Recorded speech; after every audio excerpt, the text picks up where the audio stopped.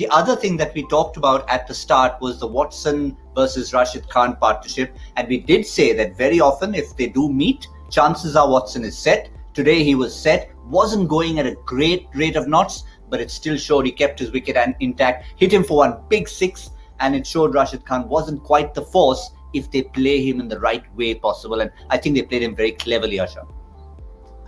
Look at his figures. How many games does Rashid Khan turn up and deliver 4-0, 30-0? That means Rashid Khan has been taken out of the equation. Also look at the batsman he hasn't got out so far. Ambati Rayudu, Shane Watson.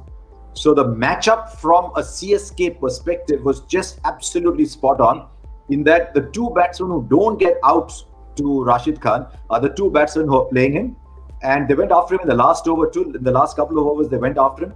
So they took Rashid Khan out of the game, and that's how they've got to 167. And I wonder if there's a lesson there for other teams as well.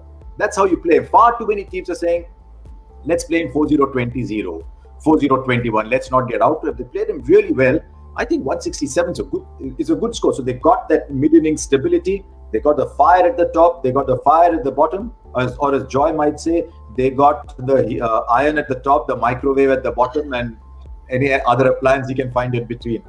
So we've gone from automobile engineering on most days to household appliances today. So iron, microwave, oven. We've got to think of a word for Ambati Rayudu, because we mentioned it at the start, and something I was impressed with today, I don't know if you gentlemen agree, is his start. You know, Rayudu is the kind of person who may just nudge it around and then start going. Today, he showed his intent from ball one. I think it's the kettle.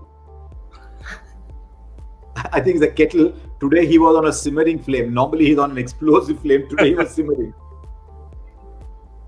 But yeah, he was. I remember he was our My 11 Circle Trump player. He's a good person to choose, and certainly with his contribution, Watson, Dhoni's explosion, you could discount the fact that you had a first bowler from the person who's been their most consistent in Faf du Plessis.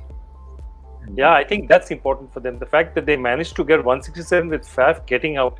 And so they carefully laid plans of that opening stand, you know, it must have got upset out there. But, you know, Curran carried on as if nothing has really happened.